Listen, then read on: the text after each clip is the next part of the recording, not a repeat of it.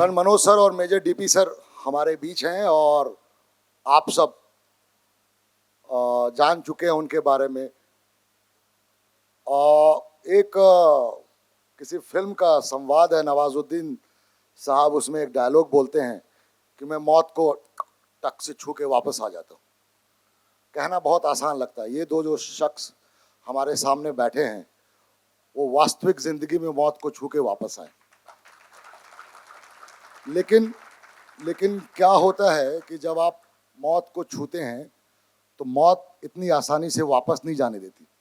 कोई न कोई हिस्सा, कोई न कोई अंश वो अपने पास रख लेती है और वो हिस्सा मौत के पास छोड़ कर आने के बाद जब आप जिंदगी में लौटते हैं तो जिंदगी बड़ी मुश्किल से पेश आती है आपके साथ। वो किस मुश्किल से, किस दौर से, कैसे उन मौत के उस क्षण, जिंदगी का जो आखिरी क्षण था, वहां से कैसे ये दो शूरवीर वापस लौटे, वो कहानी तो सुनेंगे ही हम।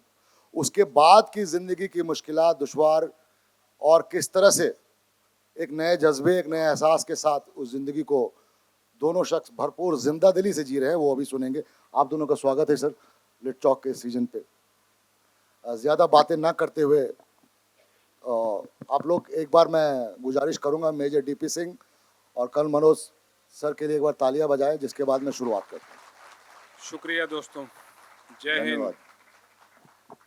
धन्यवाद। तो आप दोनों सर, ये लोग सुनने को बेताब है और सत्र का नाम जैसा कि आप लोग वाकिफ हैं कि डेडली अलाइव एन एनकाउंटर। शुरुआत मैं जानना चाहूँगा मेजर डीपी सर से। वो क्षण, चूँकि यहाँ पे मैं जो बैठे हैं जितने लोग, वो बता दूं कि मैं और मेजर डीपी हम लोग बैचमेट हैं, एकेडमी में साथ में थे। एक ही, जिसको आप लोग हाउस कहते हैं, हम लोग कंपनी कहते हैं, उसी एक कंपनी में साथ ट्रेनिंग लिए बहुत अच्छे दोस्त थे। और वो जो क्षण बीता था इन पे, जहाँ इन्होंने एक ब्लास्ट के दौरान अपना पैर गंवाया और घंटों पड़े रहे, उसके बाद हॉस्पिटल गए, उस क्षण को मैं जानता हूँ कितना पेनफुल होगा उसको दोहराना। लेकिन ये सब मेरे को फरमाइश कर चुके हैं कि एक बार हम डीपी सर के मुंह से सुनना चाहें। शुक्रिया गौतम। पहले मैं आपको ये बताऊंगा कि मैं हमेशा गौतम का जो इंट्रोडक्शन देता हूँ कहीं पे भी, क्योंकि मेरा कोर्समेट है, मेरा दोस्त है, बहुत प्यारा मित्र है, कि ये जितना खूंखार सिपाही है उतना ही नरम दिल पोएट है।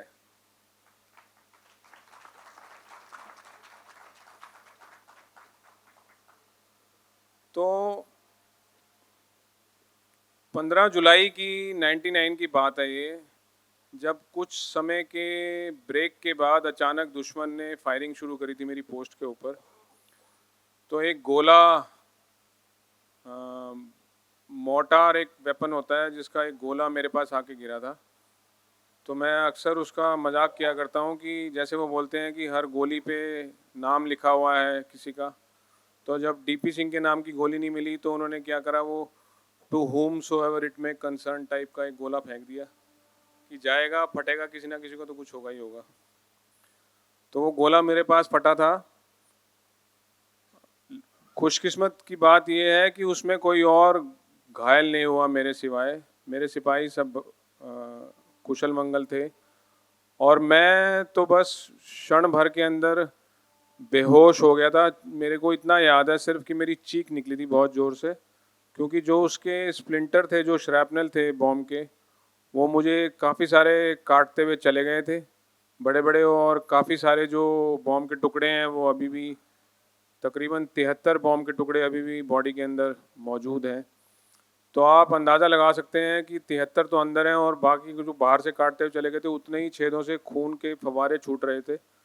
तो होश रहना तो मुमकिन बात नहीं है, लेकिन ये मुझे हमेशा गर्व होता है बताते हुए, और मैं हर प्लेटफॉर्म पे छाती ठोक के बोलता हूँ कि हिंदुस्तानी सिपाही का जो वो जुनून था, जज्बा था, जो 7 डोगरा के जो मेरे सिपाही थे, उन्होंने अपनी जान पे खेल के उस दिन दुश्मन के बीच में से मुझे जो इवैक्यूएट करके सेफ जोन में पहुंचाया, हॉस्पिटल तक पहुंचाया, अगर वो अपनी जान पे ना खेलते तो मैं आप लोगों का यहाँ पे समय ना खराब कर रहा होता आज। तो मैं ऋणी रहूँगा उन सिपाहियों की, 7 डोगरा बटालियन के जो मेरे जुनूनी सिपाही हैं, और ऋणी रहूँगा उन डॉक्टर साहिबान का, कर्नल राजिंदर सिंह, क्योंकि जब मैं पहुंचा था 2.5 घंटे की जर्नी के बाद हॉस्पिटल, तो बीच में मुझे कार्डियक अरेस्ट हो गया था और खून तो बह ही रहा था, काफ़ी जो छेद बने हुए थे उनसे। तो जो सर्जन थे उनको लगा कि शायद ये शरीर में जान नहीं बची है, डेड बॉडी है, तो उन्होंने तो बोल दिया था कि इसको मॉर्चरी में ले जाओ। लेकिन कर्नल राजिंदर सिंह जो एनेस्थीसियोलॉजिस्ट थे वहाँ डॉक्टर, वो मशहूर हैं अपने नेवर गिव अप एटीट्यूड के लिए फौज में, और उन्होंने बहुत लोगों की मेरी तरह जान बचाई है। उन्होंने मुझे मौत के मुंह से निकाल के वापस बुला लिया। जैसे वो बोलते हैं ना कि भगवान को प्यारा हो गया, तो मैं शायद भगवान को इतना प्यारा नहीं था कि भैया तू वापस ही जा, you are not required here, you go and do something worth first.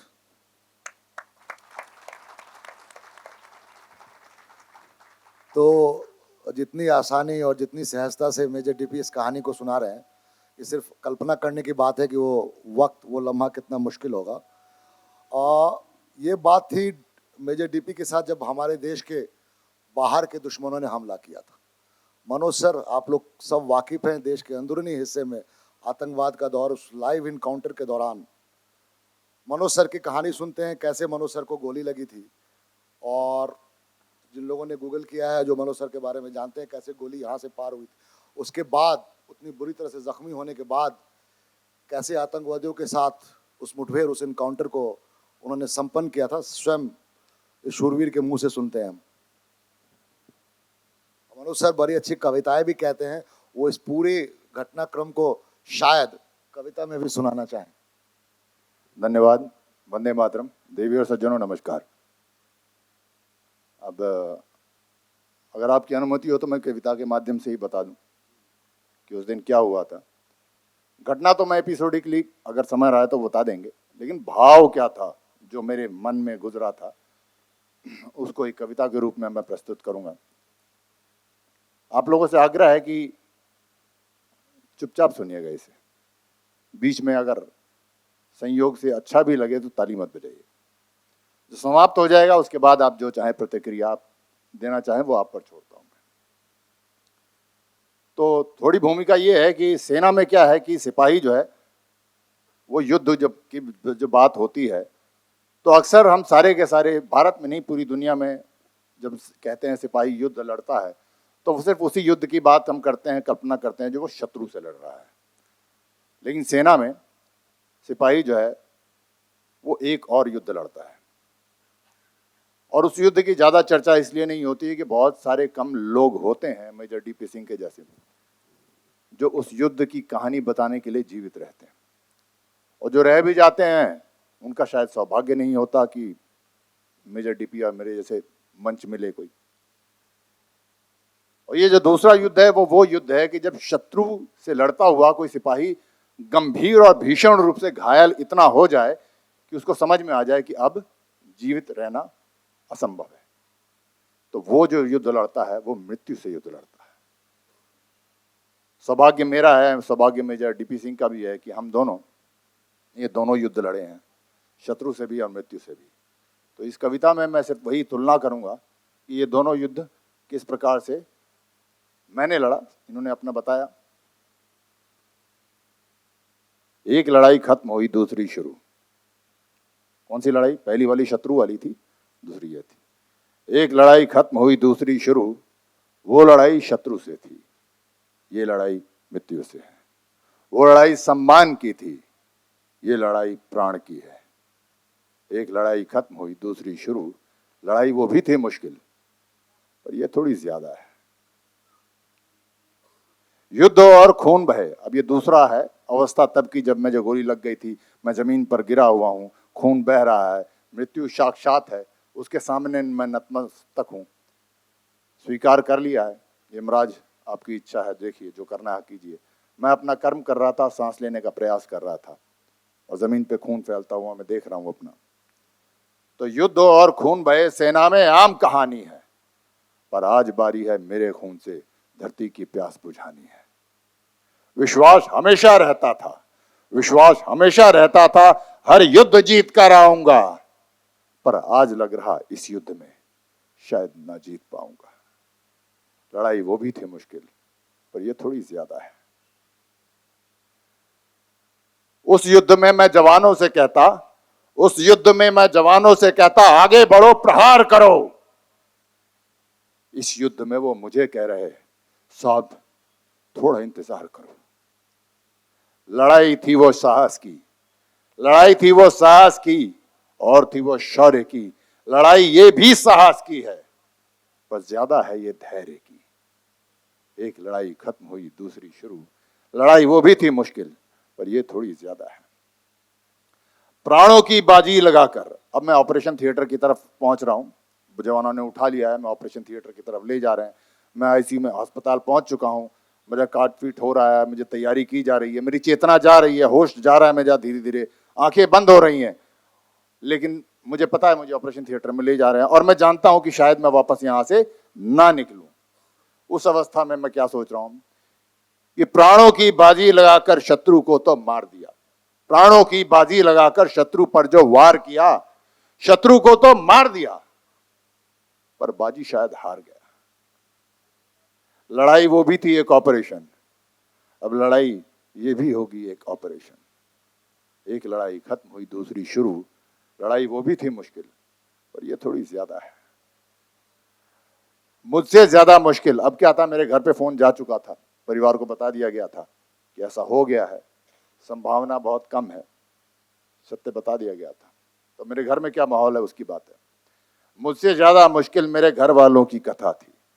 मात पिता पत्नी बच्चे, बड़ी भारी उनकी व्यथा थी। एक उनकी आंखों का मैं एक अकेला तारा था, मैं ही उनकी दुनिया था, मैं ही एक सहारा था। लड़ाई मेरी थी मुश्किल, पर उनकी थोड़ी ज्यादा थी। एक लड़ाई खत्म हुई, दूसरी शुरू। अब उसके बाद ऑपरेशन खत्म हो गया। जब मैं ऑपरेशन थिएटर में ले जा रहे थे तो मैं ही सोच के गया था कि वापस यहाँ से अब नहीं आएंगे, और जैसे इन्होंने बताया कि अब यहाँ से शरीर मेरा मॉर्चरी में ही जाएगा। लेकिन जब चेतना वापस आई तो मैं आईसीयू में पड़ा था, लाइफ सपोर्ट सिस्टम पे। तो आंख खुली, एहसास हुआ, आंख खुली, एहसास हुआ, जीवित हूं, न विश्वास हुआ। सीओ साहब बोले, तुम वहां लड़ाई जीत गए। डॉक्टर साहब बोले, तुम यहां भी लड़ाई जीत गए। एक लड़ाई खत्म हुई, दूसरी शुरू। लड़ाई वो भी थी मुश्किल, पर ये थोड़ी ज्यादा है। A battle over, a battle begins. That was tough. This is tougher. देवी और सज्जनों, यही लड़ाई चल रही है। एक लड़ाई खत्म होती है, दूसरी शुरू करते हैं। थोड़ा गंभीर हो गया मामला, क्योंकि गंभीरता से ही वो वक्त गुजरा था। लेकिन मैं आपको थोड़ा सा फन साइड बता दूं। सोल्जर जब पोस्ट पे होता है या हॉस्पिटल में होता है, उसको हंसना कभी नहीं भूलता। तो एक छोटा सा वाक्य बताता हूँ आपको। जब मैं आईसीयू में, मेरे को भी वापस होश आया था, तो टांग काट दी गई थी। तो मैं अभी काफ़ी दिनों तक मुझे वो डेंजरसली लिस्ट पे रखा गया था कि पता नहीं टपकेगा या बचेगा, टपकेगा या बचेगा। तो बाहर जो मेरे परिवारजन थे, वो माता पिता दादा दादी सब आँख लगा के देखते रहते थे कि जिंदा है कि नहीं है। और मैं अंदर जो है, मैंने तब तक अपना वो छोटा सा टेप रिकॉर्डर मंगा लिया था आईसीयू के अंदर, जिस पे कभी कभी कीर्तन सुनता था, कभी कभी शोले के डायलॉग सुनता था। तो उस पर जब मैं था और एक और सिविलियन था जिसको गोली लगी हुई थी, कश्मीरी, तो सामने नर्स बैठी रहती थी। तो एक दिन मैं सुन रहा था गब्बर सिंह के डायलॉग, जो डर गया सो मर गया। तो वो सिविलियन ने ऐसे ध्यान से मेरी तरफ देखा, तो मैंने बोला, आप भी सुनोगे? बोला हाँ। तो हमने आवाज़ तेज़ कर दी। हमने आईसीयू में जो आवाज़ तेज़ करी, तो मुझसे ज़्यादा नर्स परेशान होगी कि यार लोग बाहर परेशान हो रहे हैं कि बचेगा कि नहीं बचेगा, और ये मज़े लेने लगा हुआ है। तो कहने का मतलब ये है कि जितनी मर्जी ज़िंदगी गंभीरता आपको दे दे, जितना मर्जी कष्ट आ रहा हो, अगर आप हंसना जानते हैं उन मोमेंट्स में, तो आधा कष्ट वैसे ही दूर हो जाता है। कोई चिंता की बात नहीं है। तो ये सेना की खासियत है कि उन मुश्किल क्षणों को ये दोनों जांबाज किस सहजता से बता रहे हैं। जैसा कि मैंने सत्र की शुरुआत में कहा कि मौत जब छूती है तो साथ में कुछ न कुछ लेके जाती है। अभी डीपी सर बता रहे थे, तो आप लोग देख सकते हैं कि डीपी सर के साथ मौत जब टकराई तो मौत अपने साथ क्या लेके गई। उसके बाद जो मनोज सर ने अपनी कविता में सुनाया कि असली लड़ाई तो अब शुरू हुई है, वो जिंदगी के साथ लड़ाई थी। कैसी लड़ाई लड़ी है, मैं चूंकि ये मेरा दोस्त है तो मैं एक एक घटनाक्रम से अवगत हूँ इस पैर को लेके। और उसके बाद ना सिर्फ ये जिंदगी से लड़ा, उठा, ऐसा दौड़ रहा है कि दुनिया देख। सॉरी, तो मैं वो घटना सुनना चाहता हूँ डीपी से। एक पैर के, जब यहाँ पे इतने दो पैर वाले बैठे हैं, मैराथन रन कितनी लंबी दौड़ होती है। आप दो पैर से नहीं दौड़ पाएंगे। बहुत सारे लोग जो जितने बैठे या एक पैर पे दौड़ता है। और ना सिर्फ, अगर आप लोगों ने परिचय के दौरान सुना होगा, ये ना सिर्फ मैराथन भागता है, स्काई डाइविंग तक की है और लिम्का बुक ऑफ रिकॉर्ड में नाम है। तो ये जो जिंदगी से जो भिड़ा जिस तरह डीपी, और उसके तब से जो दौड़ रहा है इस एक पैर पे, वो मैं सुनना चाहता हूँ।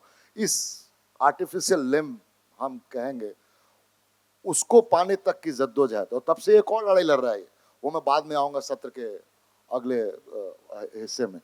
तो डीपी जरा बताइए, आप इस नए पैर के मिलने की कहानी बताइए और किस तरह से फिर आप उठे और दौड़ना शुरू किया। मैंने ना बचपन में 8वीं क्लास में घर से भाग गया था। समस्याओं से मैं जूझ नहीं पाया। दादा दादी के पास रहता था, तो दादा दादी की कहानियों टाइप के दादा दादी नहीं थे मेरे। थोड़ा कष्ट ज़्यादा था, डिसिप्लिन बहुत ज़्यादा था, तो मैं भाग गया नाना नानी के घर। लेकिन रास्ते में जब 5 किलोमीटर ही चला था तो किसी ने पकड़ के मुझे घर के बाहर ला के वापस छोड़ दिया। तो वो मेरा ज़िंदगी का पहला यू टर्न था। और उस यू टर्न में मैंने आते वक्त साइकिल पे बैठा था जब उस व्यक्ति के आगे, तो मैं यही सोच रहा था कि यार परिस्थितियों से भाग के अगर मैं चला भी जाता, 8वीं क्लास का बच्चा हूँ, तो शायद कहीं ट्रक की सफाई कर रहा होता या किसी ढाबे पे बर्तन मांज रहा होता। तो ये तो ज़िंदगी जीने के लिए नहीं आया हूँ मैं। तो उस दिन से ये ठान लिया था कि जहाँ हो, जैसे हो, जिस भी सिचुएशन में हो, जो भी आपके माँ बाप हैं, जिस भी कलर, कास्ट, क्रीड, रिलीजन के हो, उससे कोई फर्क नहीं पड़ता। उसको अपनाना बहुत ज़रूरी है, उसको एक्सेप्ट करना बहुत ज़रूरी है। और उसके बाद एक बार जब आप उसको गले लगा लो, जो भी सिचुएशन में आप हो, उसके बाद आपका फ़र्ज़ बनता है कि मेहनत से उससे ऊपर उठो। जूझने की ज़रूरत नहीं है, लड़ने की ज़रूरत नहीं है। वो अक्सर हम बोलते हैं फाइट अगेंस्ट ऑड। तो अगर आप लड़ने लग जाओगे समस्याओं से, तो इसका मतलब आप समस्याओं को ऑलरेडी बोल रहे हो कि आप मुझसे मजबूत हो।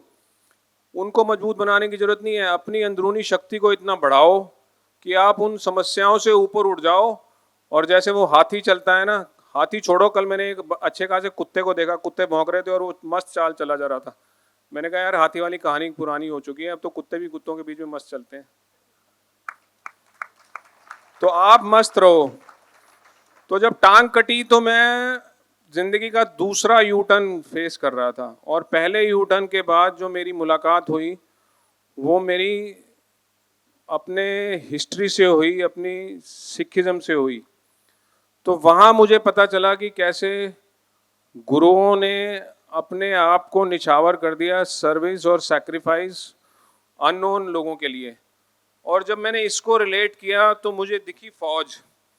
क्योंकि फौज एक ऐसा डिपार्टमेंट है, एक ऐसा महकमा है जहाँ पर अननोन लोगों के लिए अपने आप को सैक्रिफाइस, अपने आप को डिसेबिलिटी की तरफ हम झोंक देते हैं। और पता भी नहीं कौन सिटीजन है, वो वर्थ भी है जीने के लिए कि नहीं है, वो देश को संभाल पाएगा कि नहीं संभाल पाएगा, लेकिन उन चीज़ों से हमें कोई फर्क नहीं पड़ता। तो ये जो टांग कटी है, ये तो कटी है लड़ाई में, तो गर्व तो पहले से ही था कि कुछ तो कर पाए, चलो वर्थ जिंदगी में। अब रही बात कि जूझने की, तो मैंने जब मुझे हॉस्पिटल में ऑपरेशन थिएटर में लेके जाया जा रहा था, डॉक्टर साहिबान, ब्रिगेडियर अशोक कुमार, वो देख रहे थे मुझे कि ये टांग बचेगी कि नहीं बचेगी। और मैं समझ गया था कि इसमें कुछ बचा ही नहीं है, तो ये कट जाएगी। तो उन्होंने जब मुझे ये बोला, उनके अपने शब्द जो थे कि son, we need to amputate your leg, we will try to save as much as we can.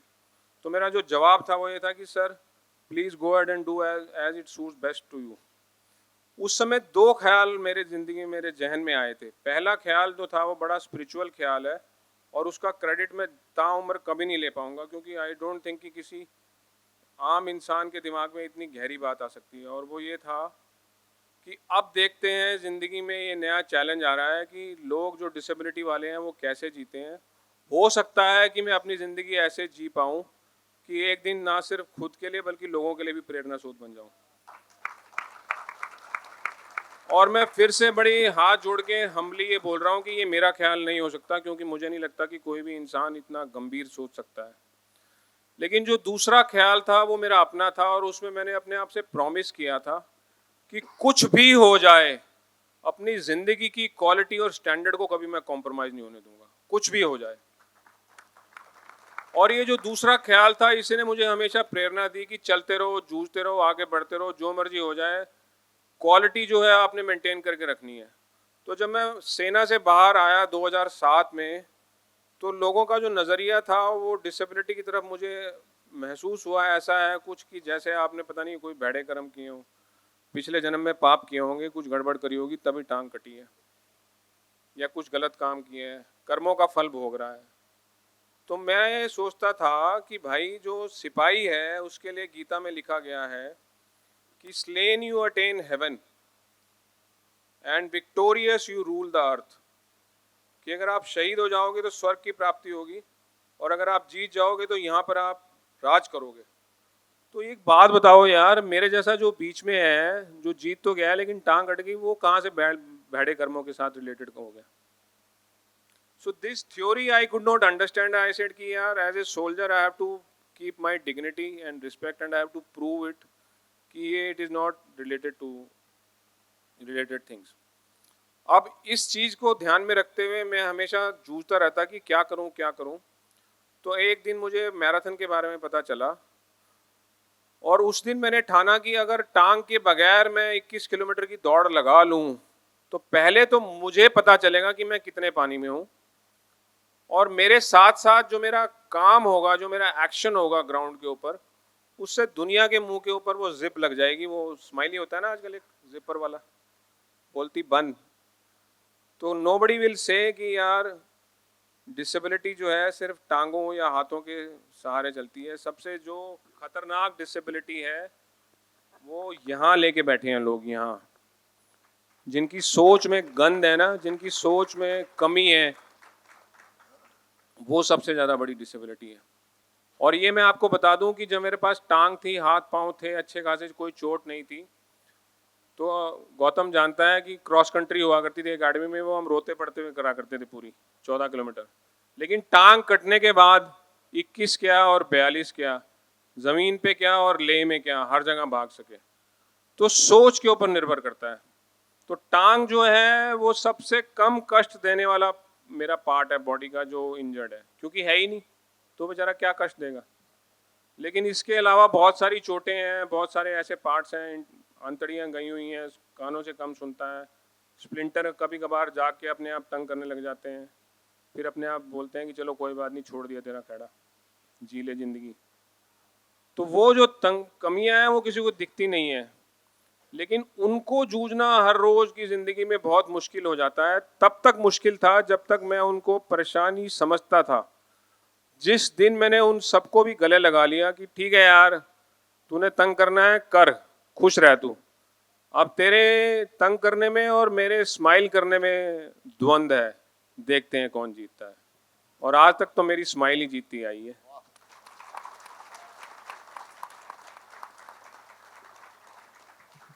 वो किसी शायर का की दो पंक्ति याद आ रही है कि हमारे हौसलों को ठीक से जब जान लेते हैं, अलग ही रास्ते फिर आंधी और तूफान लेते हैं।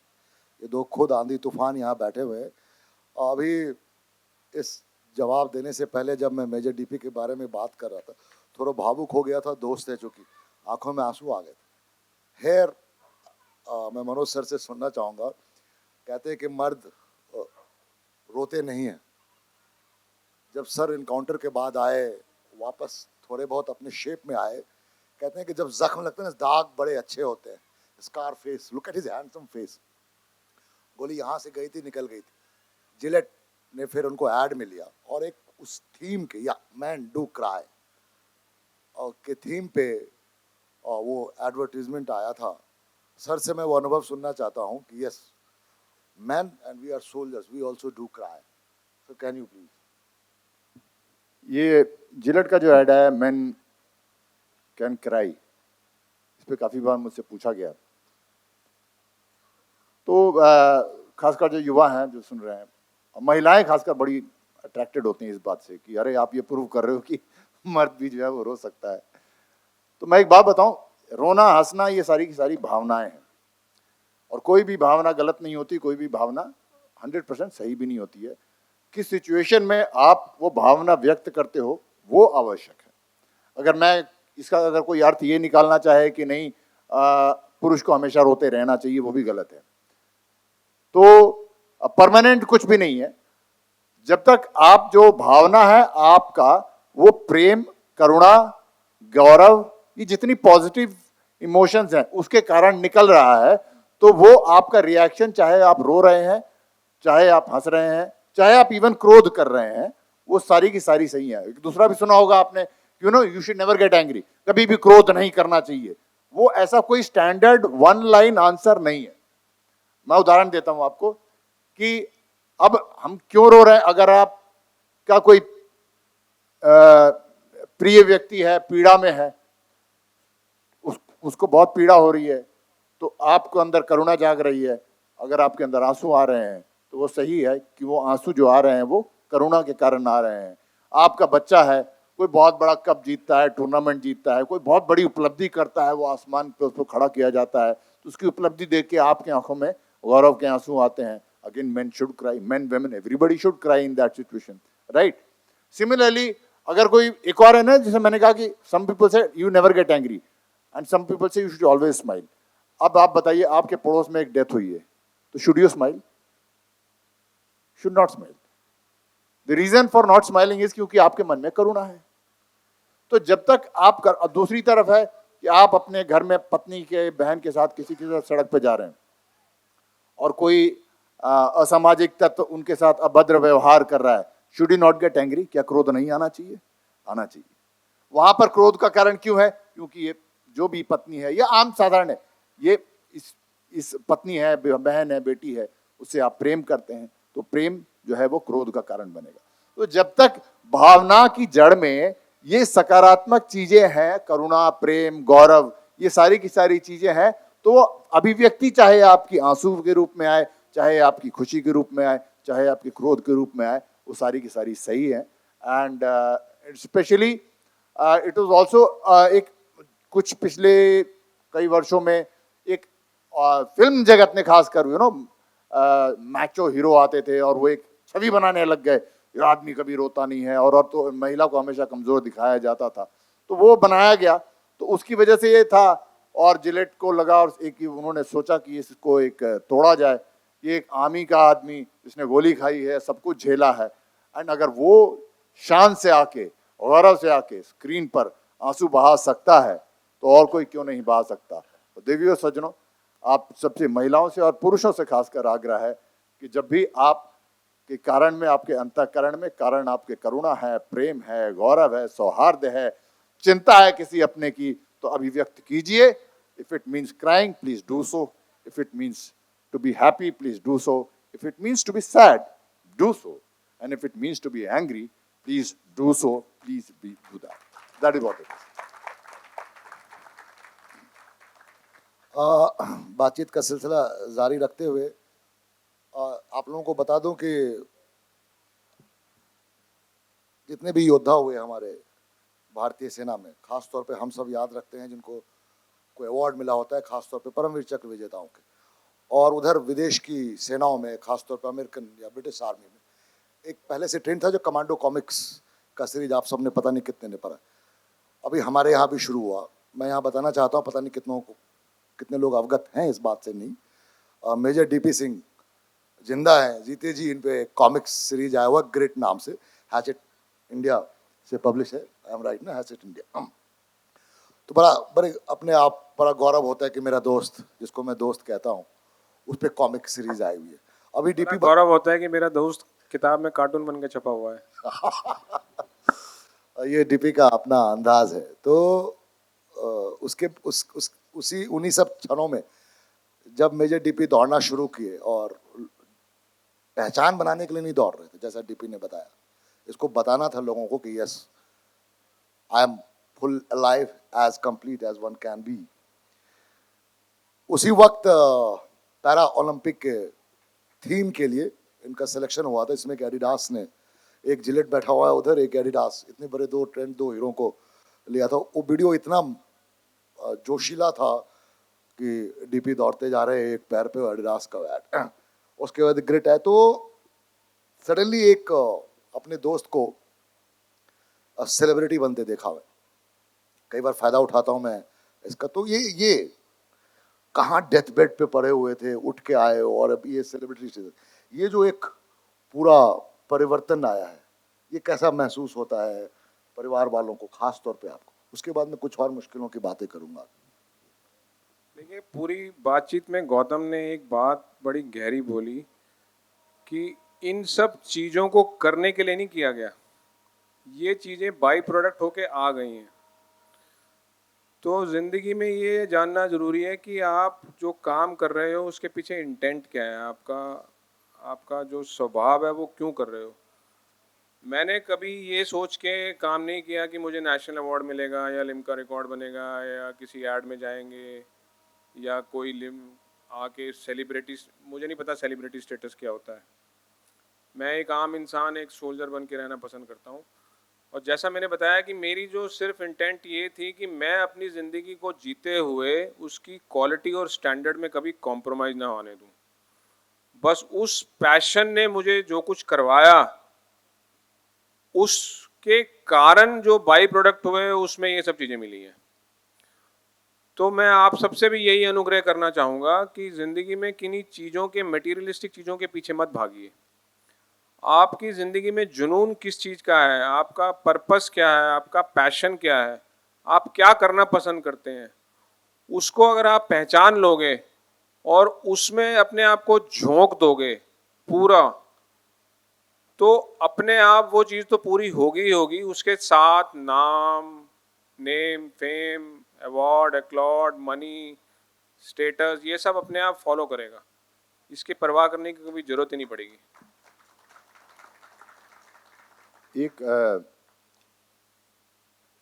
इन्होंने जो बोला अभी, इसी पर मैं बताना चाहता हूँ, क्योंकि मैं भी जो सीखा, मैंने कविता तो बता दी, लेकिन मैं उस अनुभव से क्या सीखा, क्योंकि मैं नहीं जानता जो हमारे ऋषि मुनि जब तप करते थे तो जो ऊंचे लेवल पर पहुंचते थे तो कैसा महसूस करते थे। लेकिन अगर मैं एक अंदाजा लगा रहा हूँ कि शायद वो ऐसे किसी स्तर पर पहुंच जाते थे जहां पर भी मोह माया से ऊपर हो जाते थे।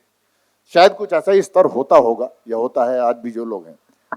तो सेना में बड़ा सौभाग्य है मेरा कि जब ये गोली लगी और जब मैं गिर गया तो मुझे बोध था, ऐसा बोध था मुझे कि ये शरीर है, मेरे परिवार है, दुनियादारी, ये सब बोध था दिमाग में, मेंटली सब इंटेलिजेंस सारा था।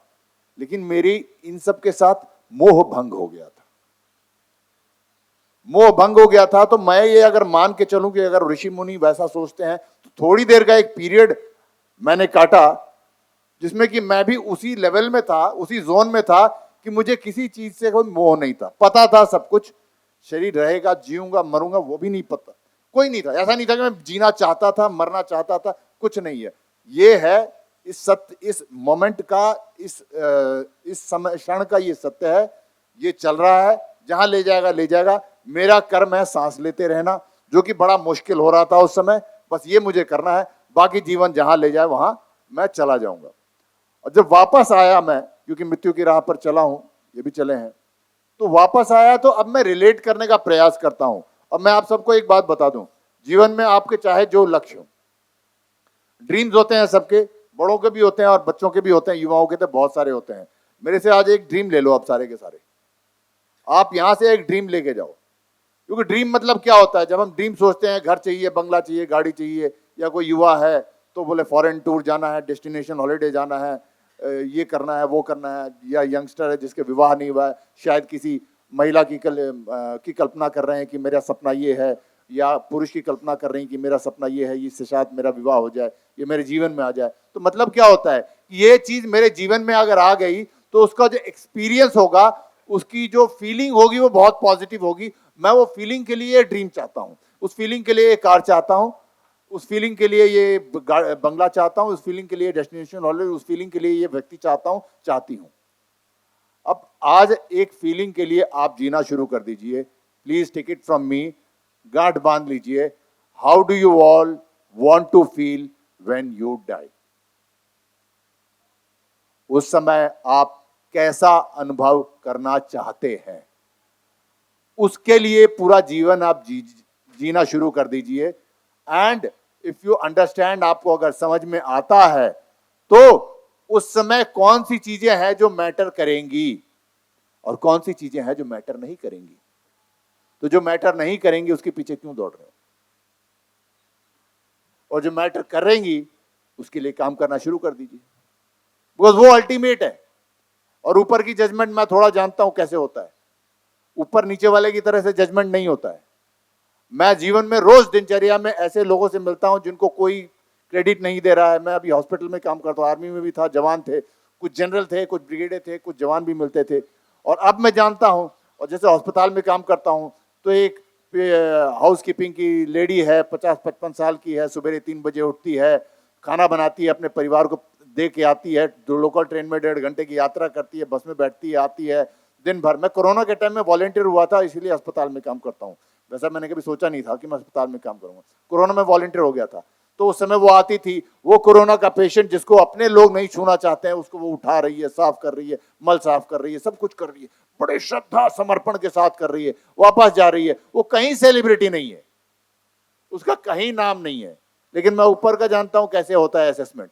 मैं जानता हूं वो मुझसे बहुत आगे है, मेरा नाम उससे ज्यादा है।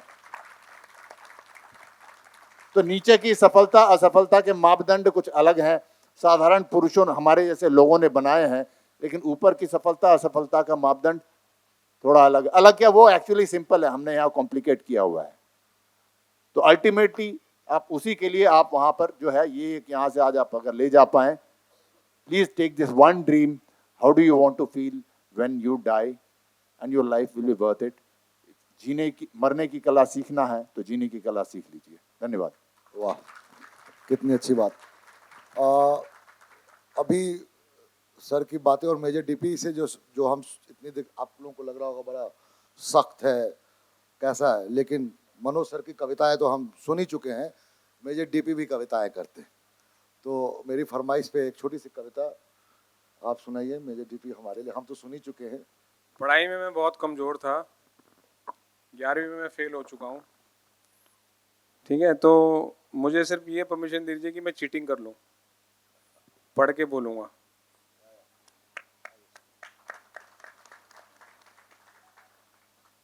तो ये एक भावना जो मेरे दिल में उठती है, जिसने मुझे कुछ करने के लिए तत्पर किया और जिसके कारण मैं कुछ अचीव कर पाया, वो भावना आपके साथ शेयर कर रहा हूँ। कि भले ही जमीन पे गिरा तू पड़ा हो, भले ही जमीन पे गिरा तू पड़ा हो, भले ही कदम से कदम ना मिला हो, भले लड़खड़ा के संभलना पड़ा हो, भले हाथों के बल ही चलना पड़ा हो, तू बढ़ना ना छोड़, आगे बढ़ना ना छोड़, जीत हर हाल में तेरी ही होगी। भले बेसहारा ही निकलना पड़ा हो, भले बेसहारा ही निकलना पड़ा हो, भले तेरे अपनों ने किनारा किया हो, भले लोगों को तू बेचारा लगा हो, भले ही जोर तेरा सारा लगा हो, तू बढ़ना ना छोड़, आगे बढ़ना ना छोड़, जीत हर हाल में तेरी ही होगी। भले सामने तेरे समंदर खड़ा हो, भले सामने तेरे समंदर पड़ा हो, भले ही आगे तेरे पर्वत खड़ा हो, भले जंगल सारा अंधेरा घना हो, भले ही रेतीला बवंडर बना हो, तू बढ़ना ना छोड़, आगे बढ़ना ना छोड़, जीत हर हाल में तेरी ही होगी। भले रात सारी जगना पड़ा हो, भले रात सारी जगना पड़ा हो, भले संग पसीने आंसू बहा हो, भले अंग अंग ने मना कर दिया हो, भले खुद की इच्छा ने धोखा दिया हो, तू बढ़ना ना छोड़, आगे बढ़ना ना छोड़, जीत हर हाल में तेरी ही होगी। देखिए, बड़ा दुर्लभ क्षण है। कवियों से तो आप सब कविताएं सुनते होंगे, कल मैंने भी सुना है, आलोक श्रीवास्तव जी ने सुना है। दो शूरवीर, दो सैनिकों से कविता सुनने का लुत्फ आप लोग ले पा रहे, बड़ा दुर्लभ क्षण है। और मैं फरमाइश करूंगा मनोज सर से। मनोज सर की एक कविता है बहुत प्यारी सी, जो मनोज सर से मैं फरमाइश करूंगा फिर वो सुनाने की। उसके पहले सर एक मृत्यु की बात हो रही थी, तो मैं उस पर I just want to take you through that, इसलिए कि सबका आना है नंबर, सॉरी बुरा नहीं मानना, आना है। नहीं, ये बात कोई मानता नहीं है एक्चुअली, पता है, मानते हैं लेकिन अंदर से सब सोचते नहीं आएगा। तो मैं अपने बोलते हैं ना कि आप कोई बंदा इंटरव्यू दे के आता है तो बोलते भी कैसा हुआ यार, थोड़ा टिप दे दे, तो मैं वो टिप शेयर कर लूँ कि नंबर सबका आना है। मैं क्या गलती कर रहा था, आप मत करना। तो जब मैं गिर गया था तो मैंने कहा मैं तो खत्म है काम, तो जवान मेरे उठा के ले गए, वो सब मैंने बताया। तो जब मेरे को गाड़ी में डाल के ले जा रहे थे, कैस्पर एक गाड़ी होती है, माइंड प्रूफ गाड़ी होती है, वो कंफर्ट के लिए नहीं बनी होती है। माइंड प्रूफ गाड़ी है तो कंफर्ट है नहीं, कोई सस्पेंशन नहीं है। मैंने कहा अरे 2-2.5 घंटे का रास्ता है श्रीनगर तक, तो पहुंच नहीं पाऊंगा मैं। तो मैंने कहा कि यार मैं छोड़ देता हूँ। सांस जो ले रहा था, बड़ा मुश्किल हो रहा था सांस लेना, और मैंने कहा नहीं होगा भाई ये।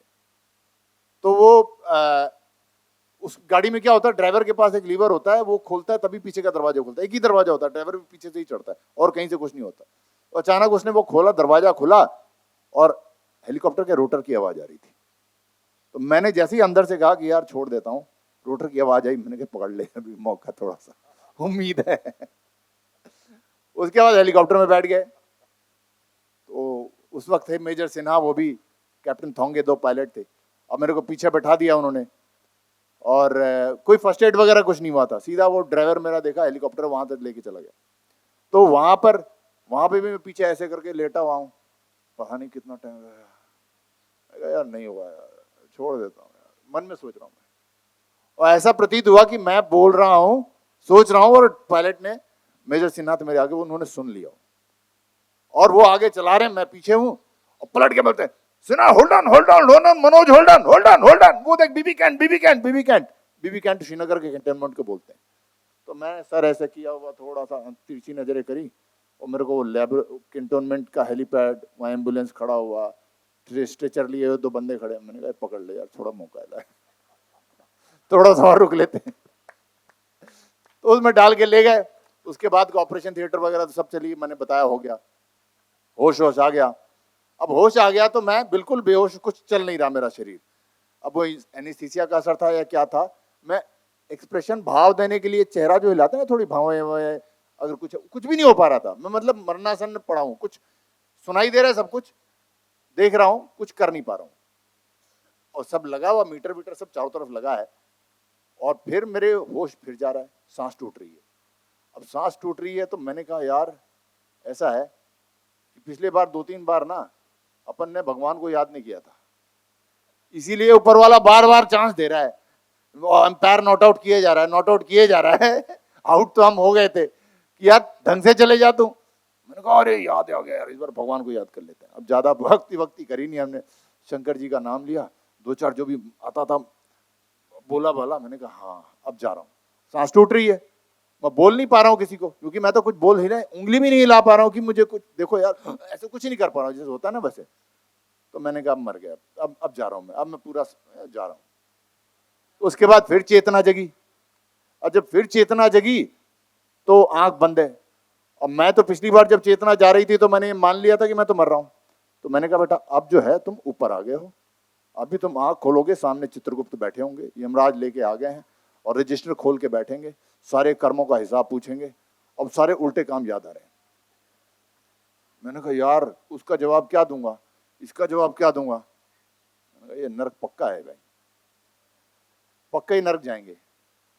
अब मैंने ये सोच रहा हूं, ये अचानक याद आ गया यार वो कहीं पर सुना है वीर गति को प्राप्त हो तो स्वर्ग मिलता है। मैंने कहा ये वीआईपी पास मिल गया अपने को, एंट्री डायरेक्ट वीआईपी पास। हमने कहा यार ये सही है, अब कॉन्फिडेंस आ गया। बोलते ना अंदर इंटरव्यू में जाने के पहले टेंशन हो रही है, अब तो कॉन्फिडेंस आ गया। अब तो खोलो दरवाजा यार, कोई का इंटरव्यू अभी हम फाड़ देंगे। हमने कहा अभी आंख खोला, हमने कहा चित्रगुप्त रजिस्टर बंद करो यार, तुम वीआईपी पास दो, डायरेक्ट स्वर्ग। हम यह वीर गति को प्राप्त करके आए हैं, मजाक नहीं है इधर। ये सोच के हमने आंख खोला, हमने यार तो अस्पताल से भी टेक ऑफ ही नहीं हुई ये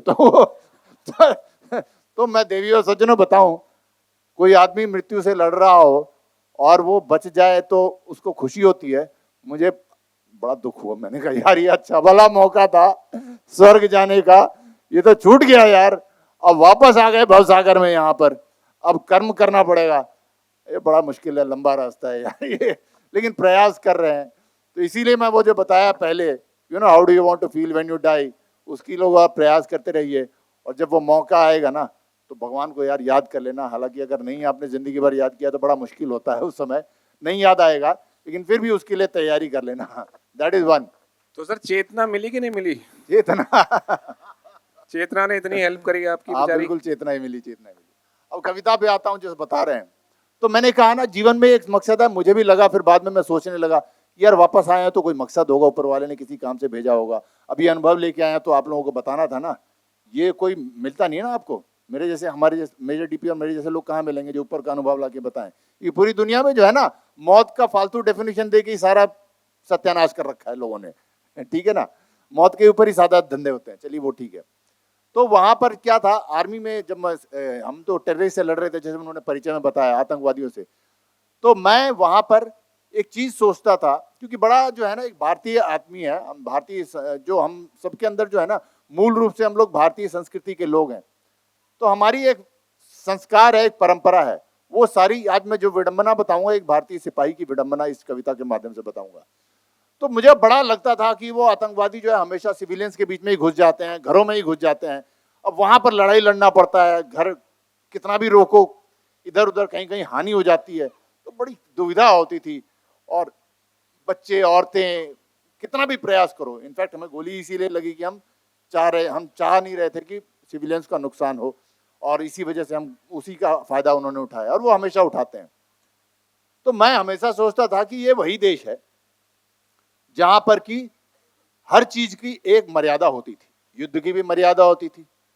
हमारे सेना के एक सबसे महान कवि हैं कर्नल वीपी सिंह, उनकी 3 पंक्तियां याद आती हैं कि नियम पहले युद्ध का होता बहुत था, नियम पहले युद्ध का होता बहुत था, वीरता में भावना थी आचरण था, युद्ध का अपना पुराना व्याकरण था।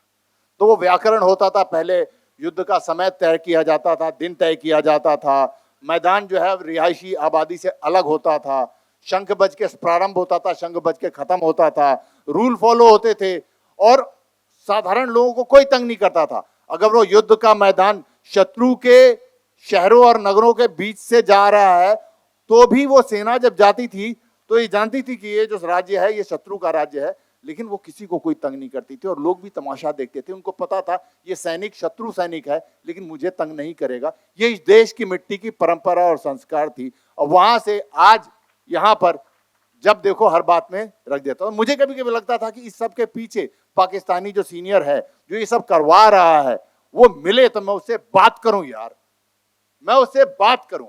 और वो बात मैं जो क्या करना चाहता था, और इस बात को मैं कई बार अपने मन में कर चुका हूं, कविता के माध्यम से आपको सामने करता हूं।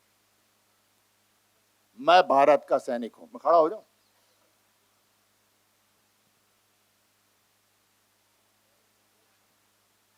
लग गया? ओके।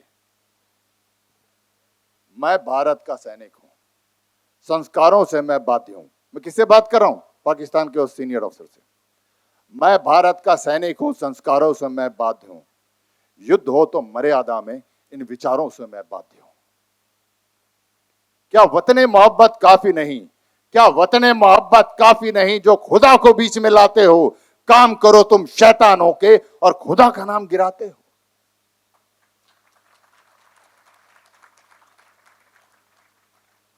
क्यों बच्चों को बीच में लाते हो?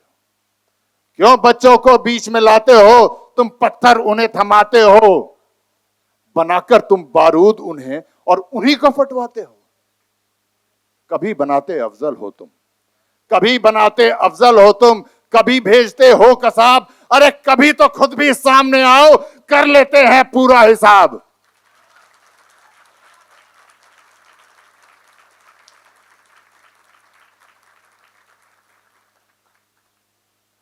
चूड़ी उतार पर्दे से निकल।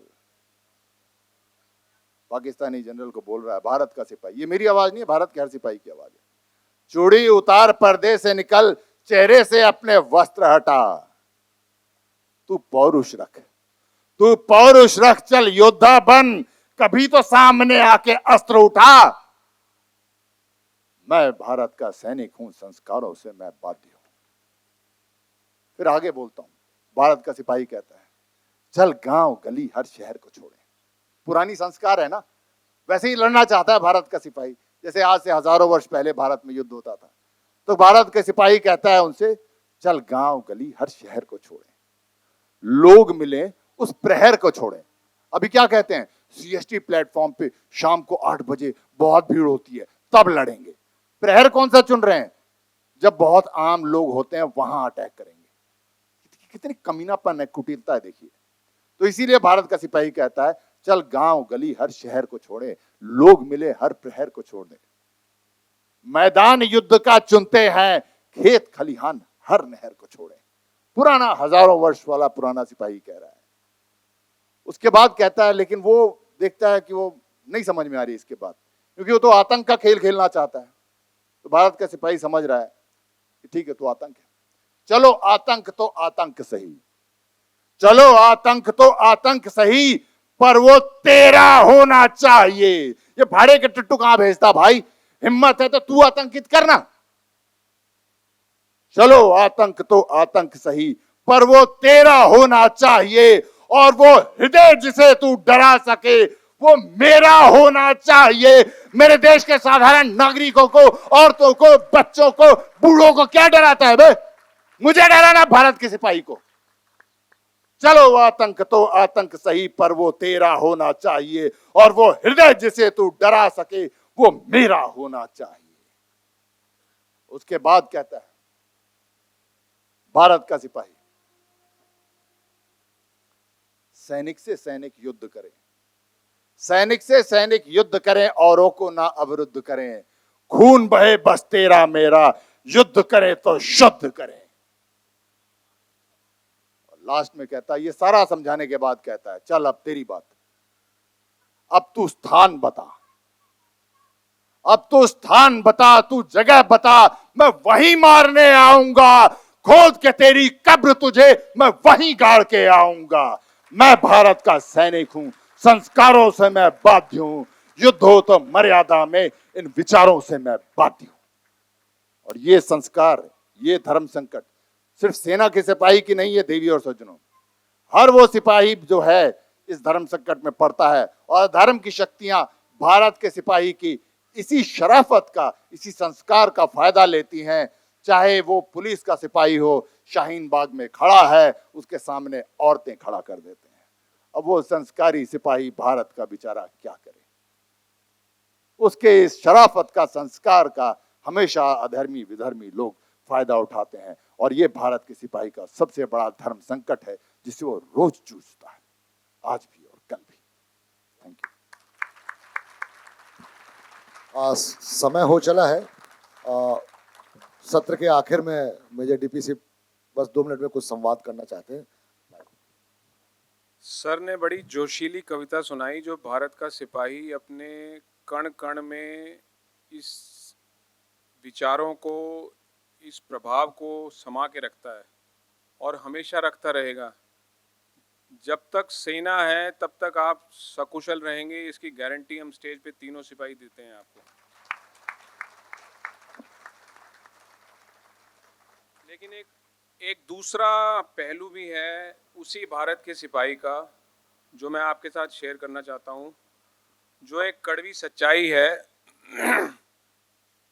जो मैंने भी खुद फेस करी है,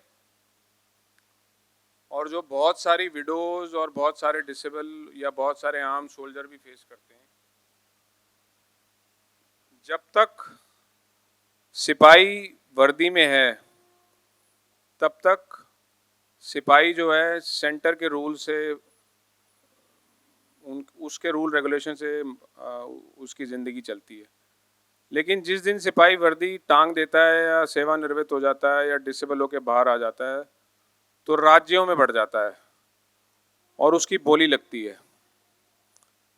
और कई बार जो लाल फीताशाही है उन सिपाहियों को या उन विडो को इस तरीके से महसूस करवाती है कि मैंने ये क्यों किया। एक छोटा सा एग्जांपल दूंगा कि ऐसे भी क्षण आए हैं जब विडो ने अपने सिपाही को खोया, अपनी जिंदगी को खोया, और पेंशन लगने के लिए उनसे पूछा गया कि भाई हमें तो बॉडी मिली नहीं, बॉडी ले आओ और पेंशन ले जाओ। तो इस कड़वे सच को भी मैंने लिखा है कुछ पंक्तियों से, आपके सामने पेश करता हूं, महसूस कीजिएगा। और मेरा यहाँ पर कड़वाहट निकालने का इरादा नहीं है, मेरा इरादा यह है कि आप खुद एक ऐसे प्रदेश में रहते हैं जिसके बगल में मऊ है, बहुत सारे सिपाहियों से आपका रोजमर्रा की जिंदगी में पाला पड़ता होगा, आपके दिलों में उसके लिए बहुत करुणा है, बहुत सम्मान है। इस सम्मान को और बढ़ाना है, उसकी सेवा में आप जो कुछ उनकी फैमिलीज के लिए या उनके लिए जो सम्मान आप दे सकते हैं, क्योंकि सिपाही सिर्फ सम्मान के लिए काम करता है, रिस्पेक्ट के लिए काम करता है। तो अगर जहां मौका मिले उस रिस्पेक्ट से उसको वंचित मत रखिए, बाकी तो वो अपने आप संभाल लेगा। तो कुछ इस प्रकार है कि लड़ रहे थे एक देश की सीमा पे, जो लड़ रहे थे एक देश की सीमा पे, जो मौत आई तो बट गए प्रदेशों में। लड़ रहे थे एक देश की सीमा पे, जो मौत आई तो बट गए प्रदेशों में। जान की लगेगी अलग अलग अब बोली, जिंदगी की सच्चाई नजर आएगी सरकारी आदेशों में। जान की लगेगी अलग अलग अब बोली, क्योंकि आपने सुना होगा कि कोई सिपाही वीरगति को प्राप्त हुआ तो हरियाणा ने इतने पैसे दिए, झारखंड ने इतने दिए, मिजोरम ने इतने दिए, वहां इतने दिए। ये सब क्या है? सिपाही को डोमिसाइल के लिए भागना पड़ता है, कभी वो एक प्रदेश में नहीं रह सकता, लेकिन जब सेवानिवृत्त होता है तो बोलते हैं कि अगर आप पिछले 10 साल से महाराष्ट्र में रह रहे हो तभी आपके बच्चे को एडमिशन यहाँ मिल सकता है, नहीं तो नहीं मिलेगा। ऐसे बहुत सारे चैलेंज हैं। कभी अंग देकर या कभी सब कुछ, कभी अंग देकर या कभी सब कुछ, खुश नहीं कर पाए वो कभी बाबू को। जितना आसान है उनके लिए दुश्मन को चबा जाना, जितना आसान है उनके लिए दुश्मन को चबा जाना, उतना ही आसान है लाल फीता शाही में अपने हक गंवाना। जब फतेह पा लेता है वो कटकर या मरकर, जब फतेह पा लेता है वो कटकर या मरकर, तब शुरू होते हैं कोर्ट कचहरी के चक्कर। कभी माँ बाप, कभी बेवा या कभी खुद वो खटखटाते हैं दरवाजे हैं प्रदेशों के। कभी माँ बाप, कभी बेवा या कभी खुद वो खटखटाते दरवाजे हैं प्रदेशों के। जान की लगती है फिर अलग अलग बोली, जिंदा हो या मुर्दा पता चलता है सरकारी आदेशों में। लड़ रहे थे एक देश की सीमा पे, जो मौत आई तो बट गए प्रदेशों में, मौत आई तो बट गए प्रदेशों में। सत्र का समय हो चुका है, अगला सत्र शुरू होने वाला है। इच्छा तो थी मेरी इनके लिए, इच्छा one last poem for them. हाँ सर, ओके। इस पोएम के बाद बस एक संदेश, ये अंतिम पोएम, एक तो मैंने अपने लिए बोला पहला, दूसरा शत्रु के लिए, तीसरा आपके लिए। ये संदेश है, सिपाही जो है किस प्रकार से इतिहास को देखता है, इतिहास से क्या जो सीख लाता है, वो मैं आपके सामने प्रस्तुत कर रहा हूँ। इतिहास की मोटी पुस्तकें, इतिहास की मोटी पुस्तकें, वो अनगिनत अध्याय, हर कालखंड के मानचित्र, वो अक्षर या रेखाएं। अक्षर से छपता है, रेखाओं से मानचित्र बनते हैं इतिहास की पुस्तकों में।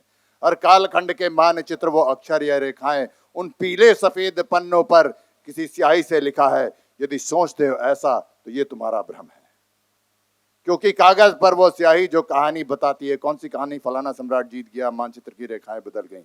क्योंकि कागज पर वो स्याही जो कहानी बताती है, उससे पहले इस धरती पर किसी के खून से लिखी जाती है। क्योंकि नियति है यदि खून, तो खून तो बहेगा, हम करे वार या फिर शत्रु करेगा। अब मैं अगले पैराग्राफ में बताता हूँ 3 उदाहरण, वो जिसमें हम ये मान के बैठे थे कि शांति से काम हो जाएगा, उसके बाद 3 दूसरे घटनाएं।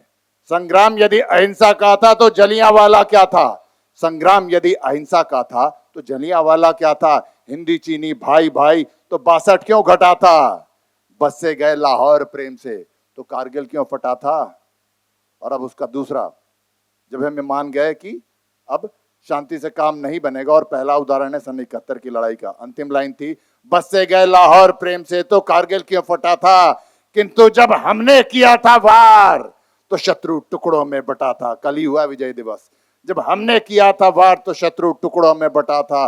रावण हो या दुर्योधन, अस्तित्व तो खून से ही मिटा था। यदि सोचते हो अन्यथा तो ये तुम्हारा भ्रम है। उसके बाद है, मेरी बात की जो मुझ पे ना हो विश्वास, कोई डॉक्टर साहब बैठे होंगे तो मेरी बात को समर्थन करेंगे, मुझ पे ना हो विश्वास तो कोई चिकित्सक तुम्हें बताएगा, छोटी मोटी फुंसी हो तो ठंडा मलहम लगाएगा। पर घाव यदि नासूर बना, पर घाव यदि नासूर बना तो फोड़े को चिरवाएगा। अंग अगर कोई सड़ जाए तो काट के उसे हटाएगा। यदि सोचते हो अन्यथा तो यह तुम्हारा भ्रम है। इसके बाद है कोई प्रेम का मलहम, फिर भी नहीं मेरी बात मानते तो ट्राई कर लो भाई। है कोई प्रेम का मलहम तो जाकर उन्हें लगा दो। हाफिज नकवी अजहर को तुम प्रेम से यहां बुलवा लो। और उन जानवरों में इंसान अगर है, प्रेम से उन जानवरों में इंसान अगर है तो उसको तुम जगा दो। वरना सिपाही कहता है, वरना करने दो मुझे अपना काम यार, तुम बैठो और मजा लो। क्योंकि यदि सोचते हो अन्यथा तो यह तुम्हारा भ्रम है। अब आखिरी पैराग्राफ है, मेरी बात की जो उपेक्षा। अब सिपाही है, चेतावनी दे रहा है, सुन लो।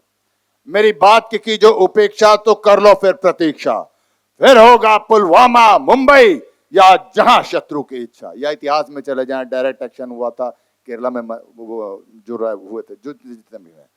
मेरी बात की जो उपेक्षा तो कर लो फिर प्रतीक्षा, फिर होगा पुलवामा मुंबई या जहां शत्रु की इच्छा। मुंबई में जब हुआ था तो CST प्लेटफॉर्म पे किसका खून था? हमारा। ताज होटल के फर्श पे किसका खून था? हमारा। ट्राइडेंट हमारा, हर जगह हमारा। पुलवामा की सड़क पे किसका खून था? हमारा। मेरी बात की जो उपेक्षा तो कर लो फिर प्रतीक्षा, फिर होगा पुलवामा मुंबई या जहां की शत्रु की इच्छा। बहेगा सिर्फ हमारा खून और उस खून की हर बूंद देगी यही शिक्षा।